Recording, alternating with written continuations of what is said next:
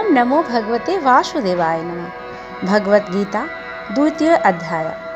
संजय बोले, उस प्रकार करुणा से व्याप्त और आंसुओं से पूर्ण तथा व्याकुल नेत्रों वाले शोक युक्त उस अर्जुन के प्रति भगवान मधुसूदन ने यह वचन कहा।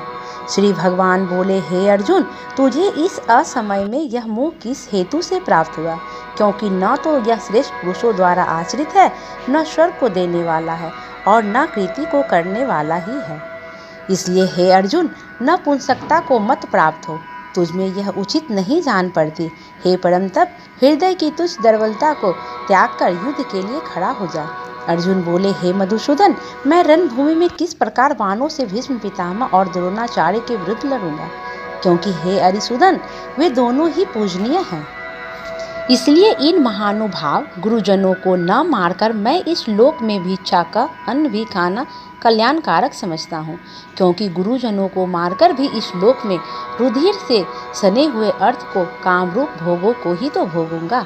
यह भी तो नहीं जानते कि हमारे लिए युद्ध करना और न करना इन दोनों में से कौन सा श्रेष्ठ है। अथवा यह भी नहीं जानते कि उन्हें हम जीतेंगे या वो हमको जीतेंगे।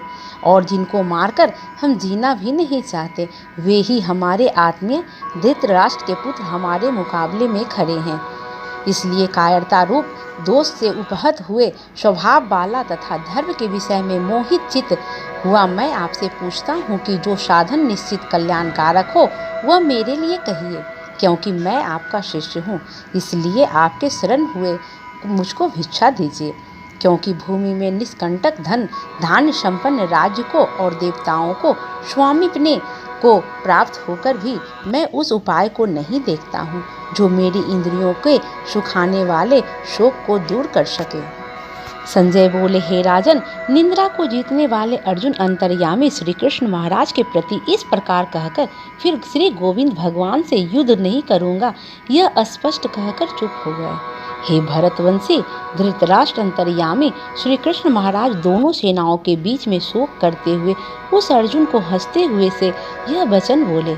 श्री भगवान बोले, हे अर्जुन, तू न शोक करने योग्य मनुष्यों के लिए शोक करता है और पंडितों के से वचनों को कहता है, परंतु जिनके प्राण चले गए हैं उनके लिए और जिनके प्राण नहीं गए हैं उनके लिए भी पंडित जन शोक नहीं करते।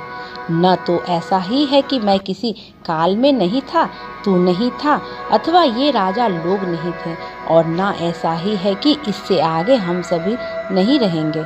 जैसे जीवात्मा की इस देह में बालकपन, जवानी और वृद्धावस्था होती है, वैसे ही अन्य शरीर की प्राप्ति होती है। उस विषय में धीर पुरुष मोहित नहीं होता। हे कुंती पुत्र, सर्दी गर्मी और सुख दुख को देने वाले इंद्रिय और विषयों के संयोग तो उत्पत्ति विनाशशील और अनित्य है। इसलिए हे भारत, उनको तू सहन कर। क्योंकि हे पुरुष श्रेष्ठ, दुख सुख को समान समझने वाले जिस धीर पुरुष को ये इंद्रिय और विषयों के संयोग व्याकुल नहीं करते वह मोक्ष के योग होता है। असत वस्तु की तो सत्ता नहीं है और सत्य का अभाव नहीं है। इस प्रकार इन दोनों का ही तत्वज्ञानी पुरुषों द्वारा देखा गया है। नाश रहित तो तू उसको जान जिससे यह संपूर्ण जगत दृश्य वर्ग व्याप्त है। इस अविनाशी का विनाश करने में कोई भी समर्थ नहीं है। इस नाश रहित अप्रमेय नित्य स्वरूप जीवात्मा के सब शरीर नाशवान कहे गए हैं। इसलिए हे भरतवंशी अर्जुन, तू युद्ध कर। जो इस आत्मा को मारने वाला समझता है तथा इसको मरा मानता है, वे दोनों ही नहीं जानते। क्योंकि यह आत्मा वास्तव में न तो किसी को मारता है और न किसी के द्वारा मारा जाता है। यह आत्मा किसी काल में भी न तो जन्मता है और न मरता ही है, तथा न यह उत्पन्न होकर फिर होने वाला ही है। क्योंकि यह अजन्मा, नित्य, सनातन और पुरातन है। शरीर के मारे जाने पर भी यह नहीं मारा जाता। हे पृथापुत्र अर्जुन, जो पुरुष इस आत्मा को नाश रहित, नित्य, अजन्मा और अव्यय जानता है, वह पुरुष कैसे किसको मरवाता है और कैसे किसको मारता है। जैसे मनुष्य पुराने वस्त्रों को त्याग कर दूसरे नए वस्त्रों को ग्रहण करता है, वैसे ही जीवात्मा पुराने शरीरों को त्याग कर दूसरे नए शरीरों को प्राप्त होता है। इस आत्मा को शस्त्र नहीं काट सकते, इसको आग नहीं जला सकती, इसको जल नहीं गला सकता और वायु नहीं सुखा सकता। क्योंकि यह आत्मा अछेद्य है, यह आत्मा अधाय, अक्लेद्य और निस्संदेह अशून्य है तथा यह आत्मा नित्य, सर्वव्यापी, अचल, स्थिर रहने वाला और सनातन है। यह आत्मा अव्यक्त है, यह आत्मा अचिंत्य और यह आत्मा विकार रहित कहा जाता है। इससे हे अर्जुन, इस आत्मा को उपयुक्त प्रकार से जानकर तू शोक करने को योग्य नहीं है, अर्थात तुझे शोक करना उचित नहीं है।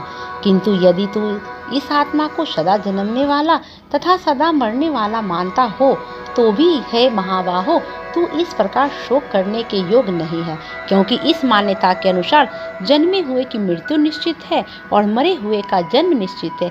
इससे भी इस बिना उपाय वाले विषय में तू शोक करने के योग्य नहीं है।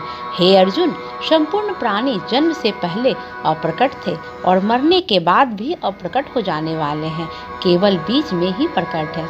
फिर ऐसी स्थिति में क्या शोक करना है? कोई एक महापुरुष ही इस आत्मा को आश्चर्य की भांति देखता है और वैसे ही दूसरा कोई महापुरुष इसके तत्व का आश्चर्य की भांति वर्णन करता है तथा दूसरा कोई अधिकारी पुरुष ही इसे आश्चर्य की भांति सुनता है और कोई कोई तो सुनकर भी इसको नहीं जानता है। हे अर्जुन, यह आत्मा सबके शरीरों में सदा ही अवध्य है। इस कारण संपूर्ण प्राणियों के लिए तू शोक करने के योग्य नहीं है तथा इससे अपने धर्म को देखकर भी तू भय करने योग्य नहीं है, अर्थात तुझे भय नहीं करना चाहिए, क्योंकि क्षत्रिय के लिए धर्मयुक्त युद्ध से बढ़कर दूसरा कोई कल्याणकारी कर्तव्य नहीं है।